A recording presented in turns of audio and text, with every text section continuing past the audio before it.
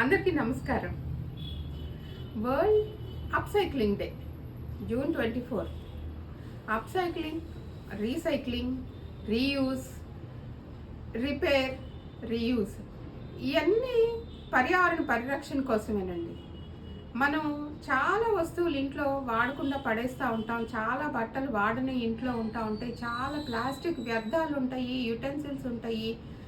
Electronic gadgets అయితే చెప్పే పని లేదు. ప్రతి వాళ్ళ ఇంట్లో ఛార్జింగ్ వైర్స్ కానీ, ప్లగ్స్ కానీ, వాడని ఫోన్స్ కూడా ఉన్నాయి ఇళ్లలో. ల్యాప్టాప్లు, కీప్యాడ్స్, మౌస్ ఎన్ని ఉంటున్నాయో ఎలక్ట్రానిక్ గ్యాడ్జెట్స్ చాలా ఎక్కువగా ఉంటున్నాయి.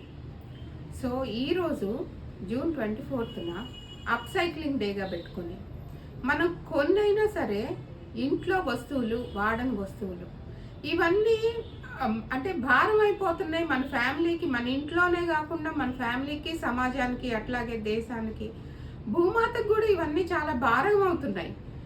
ప్లాస్టిక్ వ్యర్థాలు అసలు భూమాత కడుపులో దాచుకోలేకపోతుంది. వాటిని కంపల్సరీగా రీసైక్లింగ్ పంపించాల్సిందే. ఇంట్లో ఉన్న ప్లాస్టిక్ అంటే వాడకుండా ఉన్న వ్యర్థాలు, పగిలిపోయిన, ఇరిగిపోయిన కుర్చీల దగ్గర నుంచి, ప్లేట్స్ దగ్గర నుంచి, గిన్నెలు, బకెట్లు, టబ్బులు చాలా ఉంటున్నాయి. ఇవన్నీ రీసైక్లింగ్కి పంపించి ఇంటిని షఫుల్ చేయాలి. ప్లాస్టిక్ వ్యర్థాలు తీసేసేయాలి. అలాగే వాడని బట్టలు, ప్రతి వాళ్ళ ఇంట్లో ఇప్పుడు గుట్టలుగా బట్టలు, వాడే బట్టల కంటే వాడని బట్టలు తట్టలు పెరిగిపోతున్నాయి. వాడని బట్టలు దగ్గరలో ఉన్న మిత్రులారా, మనందరికీ దగ్గరలో ఉన్న ఓల్డ్ క్లాత్ బ్యాంక్స్ ఎక్కడున్నాయో చూసి ఇచ్చేద్దాం. లేదా మన చుట్టూ ఉన్న వాళ్ళకి ఎవరికైనా ఆ బట్టలు ఉపయోగపడతాయా, మన దగ్గర వర్కర్స్కి కానీ ఎవరికైనా అవసరార్థులకి ఎవరికైనా ఉపయోగపడతాయా చూసి పర్టికులర్గా దాని మీద ఫోకస్ చేసి మన బట్టలు ఇచ్చేద్దాం. ఇల్లు క్లీన్ చేసుకుందాం. ఎందుకంటే మనకు ఉపయోగపడే కంటే ఉపయోగపడనియే ఎక్కువ భారం అయిపోతున్నాయి మనకి. దాని మూలాన్ని కూడా టెన్షన్, యాంగ్జైటీ, స్ట్రెస్లు వస్తూ ఉంటాయి. So clear the house, clear the wardrobe. ఇప్పుడు బట్టలు అయిపోయినాయి, ప్లాస్టిక్ అయిపోయినాయి, ఎలక్ట్రానిక్ గ్యాడ్జెట్స్ అసలు ప్రతి వాళ్ళ ఇంట్లో ఛార్జింగ్ వైర్లు, ఫోన్లు అంటే వాడని ఫోన్లు ఒక్కొక్కరి దగ్గర ఎన్ని ఉన్నాయి, ల్యాప్టాప్లు ఎన్ని ఉంటున్నాయి, కీబోర్డ్స్ ఎన్ని ఉంటున్నాయి. ఇవన్నీ కూడా let us try to discard all the electronic gadgets what we are not using. ఇవన్నీ అయిపోయిన తర్వాత మనం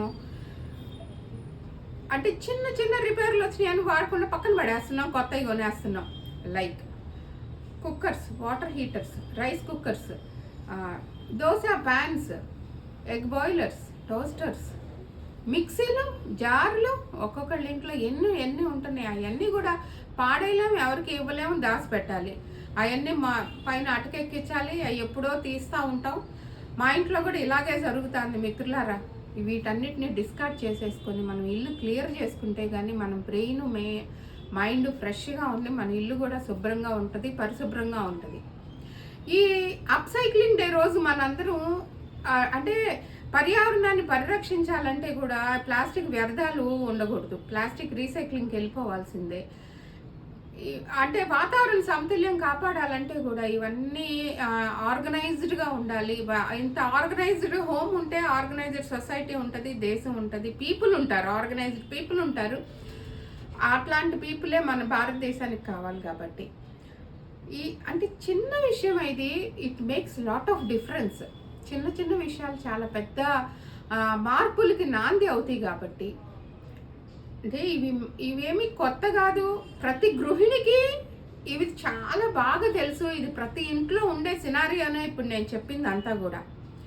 కానీ మీకు ఇంకొకసారి గుర్తు చేస్తే కనీసం ఈ రోజైనా తప్పకుండా ఒక 1 or 2 hours ఫోకస్ చేసి ఇంట్లో మనం వాడకుండా ఉంచిన ముందు పాత బట్టలు, పిల్లల బట్టలు, ఇంట్లో మగవాళ్ళ బట్టలు, మన ఈ ఓల్డ్ వాడకుండా ఉన్న శారీస్ కానీ, డ్రెస్సులు కానీ, నైటీలు కానీ ఇవన్నీ ఇచ్చేసేయండి, ఎక్కడికక్కడ డిస్ట్రిబ్యూట్ చేసేసేయండి. వాడకుండా ఉన్నాయి మనం ఇంట్లో ఉంచుకోవద్దు.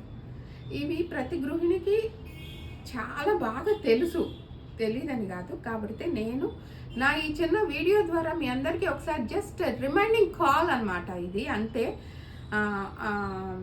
సో నా ఈ చిన్న వీడియో వరల్డ్ అప్సైక్లింగ్ మీద మీకు కనుక నచ్చినట్టయితే please like share and subscribe my channel. Thank you all. Thank you.